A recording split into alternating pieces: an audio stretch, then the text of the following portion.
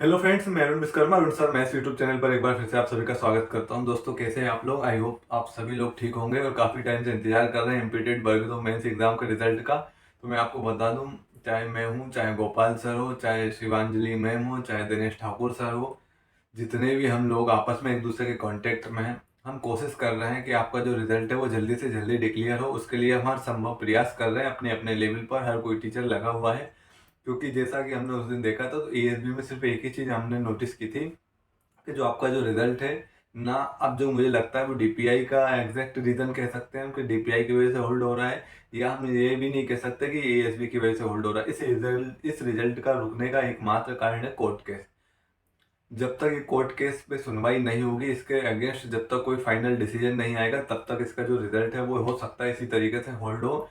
तो अब आपका जो रिजल्ट है, जैसे कोर्ट केस के अधीन अगर हो जाता, तो याद रखना दोस्तों, यहाँ पर कोर्ट में आपने देखा होगा, जैसे कि आज तक भी अगर हम बात करें, तो जो ओबीसी रिजर्वेशन है उसका जो आरक्षण पे आप देखेंगे, फाइनल डिसीजन अभी तक नहीं हुआ। 2019 से लेकर 2025 6 साल हो गए हैं।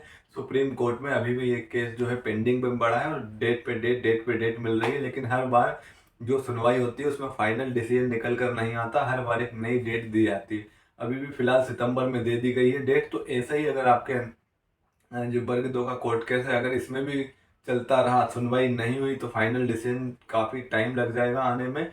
वो फाइनल डिसीजन तब तक नहीं आएगा जब तक, तो फिर हो सकता है आपका रिजल्ट भी नहीं आए। तो इस केस के चक्कर में हो सकता है आपका रिजल्ट बहुत ज़्यादा डिले हो जाए, लेकिन संभव कोशिश की जा रही है हमारी तरफ से। जो भी प्रयास हो सक रहे हैं, दिनेश ठाकुर सर हो, चाहे प्रजापति सर हो, चाहे गोपाल सर हो, हम सब मिलकर हम भोपाल में भी इकट्ठे हुए थे। और अब कोर्ट में क्या इसकी प्रोग्रेशन है, कोर्ट में क्या इसकी अभी कंडीशन है, क्यों डिले हो रहा है, उन सबके कारण को जानने का पीछे भी हम मेहनत कर रहे हैं। और हम कोशिश करेंगे कि ये जो कोर्ट केस वाला जो मुद्दा है, इसको भी सुलझा लिया जाए। क्योंकि जैसा कि आपको मैं बता दूं कि ये जो कोर्ट केस लगाया है वो सिर्फ एक व्यक्ति ने लगाया है, 12.4 जो नियम था उसी के विरुद्ध। तो उसी के विरुद्ध कोर्ट में अभी तक केस जो है वो उलझा पड़ा है ना। और ये जो व्यक्ति कोर्ट केस लगाने वाला जो व्यक्ति है, अब इसको लेकर सीरियस नहीं है। क्यों सीरियस नहीं है? क्योंकि यहाँ पर अगर हम बात करें, तो जहाँ तक सुनाई में आ रहा है कि ये जो बंदा है वो अपने केस को वापस लेने के लिए भी तैयार है, क्योंकि ये भी नहीं चाह रहा है। क्योंकि गोपाल सर ने यहाँ पर बात भी की थी, दिनेश ठाकुर सर से भी इसकी बात हुई थी। तो ये जो चाह रहा है ये बंदा कि अब हमारा जो केस है वो हमें वापस ले लिया जाए और काफ़ी जल्दी से जल्दी रिजल्ट आ जाए। अब ये इसका भी यही मानना है, क्योंकि हम लोगों की बात भी हुई है इनसे।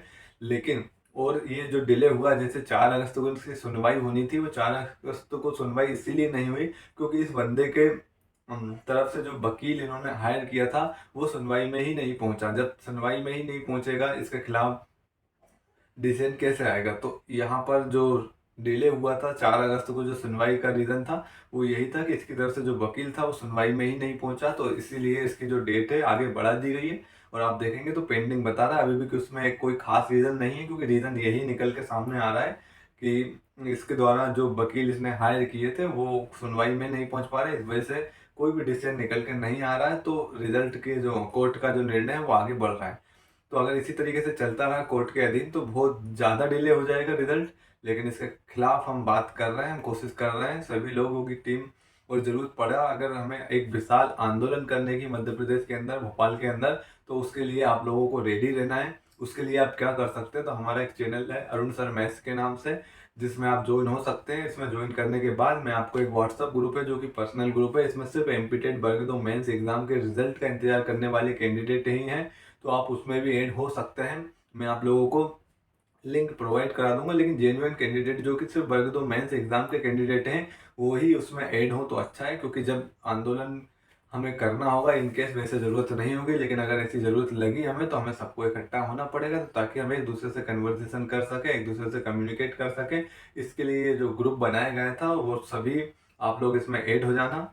यहाँ पर आपको सब इन्फॉर्मेशन मिलती रहेगी। और दूसरा, अगर आप चैनल पर नए हो तो प्लीज़ चैनल को ज़रूर सब्सक्राइब कर लें, ताकि हर एक वीडियो का नोटिफिकेशन आपके पास पहुंचे। इसके लिए आप बेल आइकन को भी प्रेस कर लीजिए साथ ही साथ। और आप हमारे साथ हमारी वीडियो के थ्रू कनेक्ट लीजिए, तब भी कोई हमें डिसीजन लेना रहेगा, तब भी अगर हमें कोई आंदोलन करना होगा, अगर ज़्यादा टाइम होने के बाद भी रिजल्ट नहीं आता, तो हम इस चैनल के माध्यम से आप लोगों के लिए वीडियो प्रोवाइड कराते रहेंगे, ताकि हम मिलकर, साथ मिलकर इस रिजल्ट के जो मुहिम हमने छेड़ा है, इस रिजल्ट को जल्दी से जल्दी डिक्लेयर कराने का, उसमें आप सब लोग साथ देंगे।